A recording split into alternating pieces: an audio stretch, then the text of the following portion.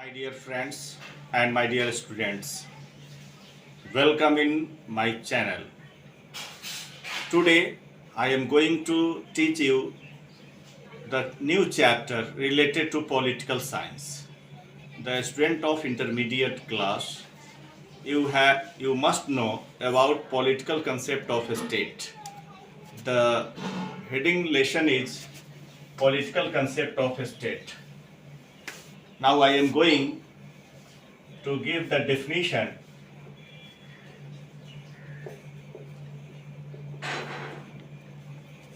of a state.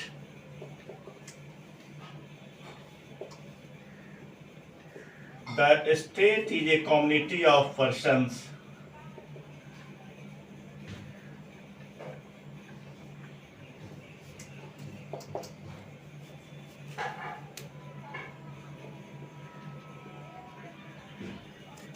more or less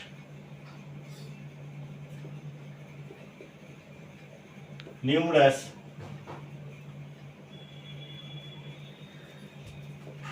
The state is a community of persons more or less numerous. पहली बात यह है, this is the first point for a state. The state is a community of persons more or less numerous, permanently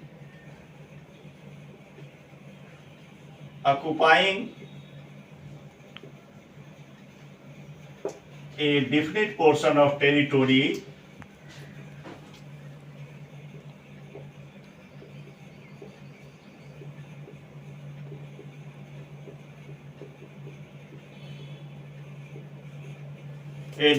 second, the topic is the definite portion of territory, permanently occupying a definite portion of territory,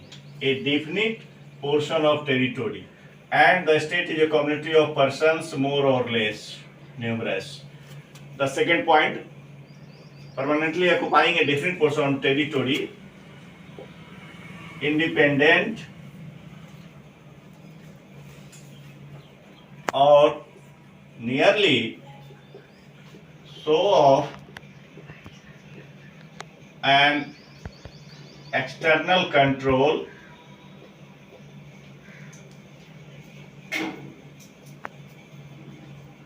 and possessing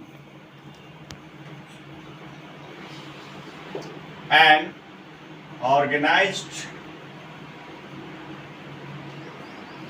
government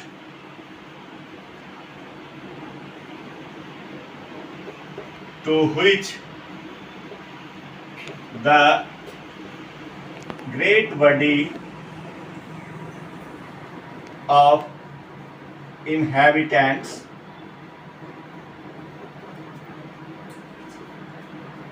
render habitual obedience.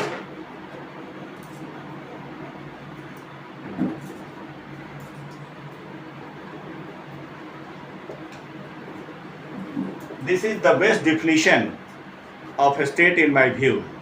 The political concept of a state.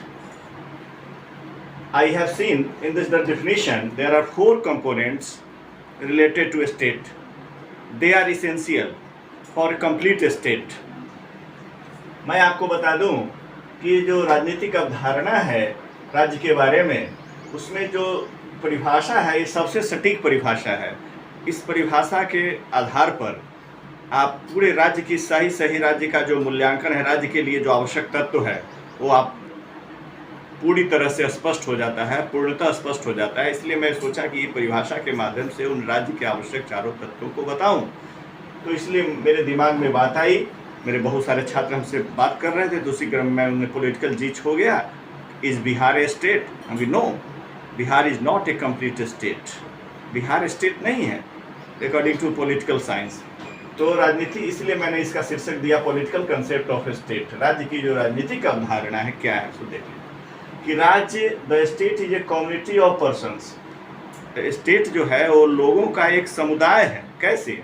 मोर और less numerous, अल्पसंख्यक अथवा बहुसंख्यक, कम हो या अधिक, लेकिन एक व्यक्तियों का समुदाय है यह राज्य. और permanently occupying a definite portion of territory, और कहता है कि एक निश्चित भूभाग में जो अस्थायी तौर पर निवास करता हो, ऑक्युपाई किया हो, और ऐसे डिफिनिट पोर्शन ऑफ टेरिटोरी, भूभाग, टेरिटोरी मतलब भूभाग, एक निश्चित भूभाग हो यानी उसके पास, और स्वतंत्र रूप से कहता है जो किसी बाह्य नियंत्रण के अधीन नहीं हो, एक्सटर्नल कंट्रोल, कोई किसी प्रकार का उस पर बाह्य नियंत्रण नहीं हो, यह भी प्रोसेस। और एक दिया कि आगे चल करके एक ऑर्गेनाइज्ड गवर्नमेंट, उसकी एक संगठित सरकार हो तथा उसके आदेशों का पालन जनता का विशाल समुदाय रेंडर हैबिचुअल ओबीडियंस, स्वभावतः अथवा आदतन करता हो, आदर करता हो स्वाभाविक रूप से या आदत पर गई हो।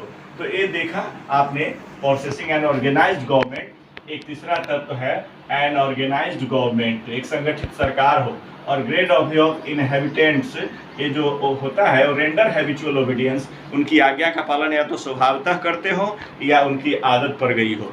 तो इस तरह से इस परिभाषा के आधार पर देखेंगे, तो परिभाषा को आपने देख लिया, अब इसको मैं मिटाता हूँ।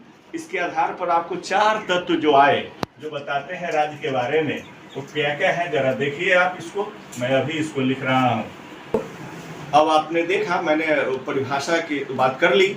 अब अगर हम उन तत्वों का जिक्र करें जो उससे परिभाषा में समाहित था, तो पहला तत्व आता है पॉपुलेशन। एक जनसंख्या होनी चाहिए, किसी भी पॉपुलेशन,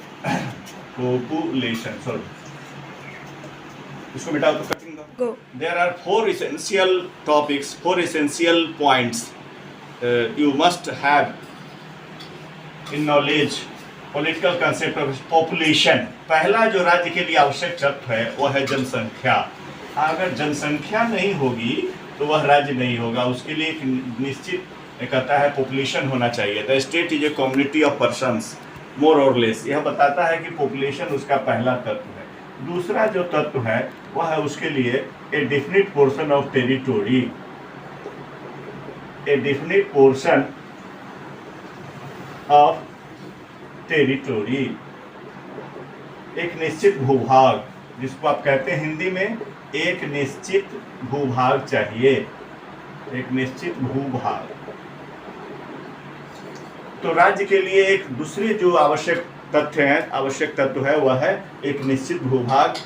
बिहार की एक जनसंख्या है, बिहार की जनसंख्या, और उसका एक निश्चित क्षेत्रफल है, एरिया होता है।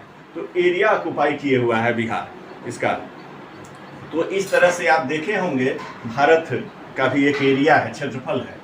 और जो तीसरा इंपॉर्टेंट तत्व है यानी पॉपुलेशन होना चाहिए, एक निश्चित भूभाग होनी चाहिए। और तीसरा जो तत्व है वो है an organised government, an organised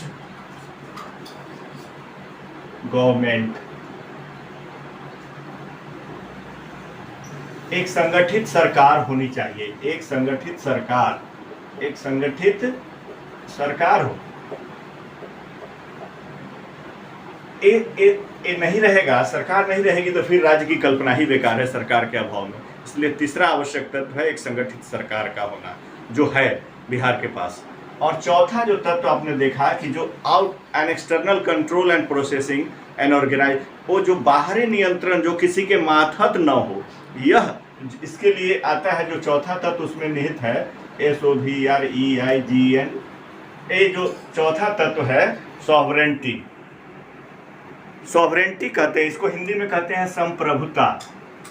ये संप्रभुता जो है, संप्रभुता, ये बहुत ही इंपॉर्टेंट तत्व है। इन चारों तत्वों में सबसे इंपॉर्टेंट तत्व है संप्रभुता, sovereignty.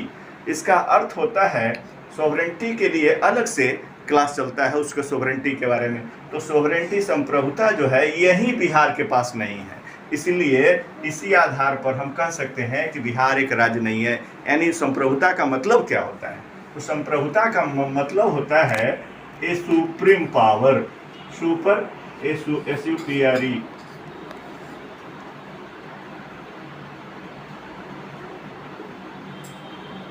Supreme power, that is sovereignty.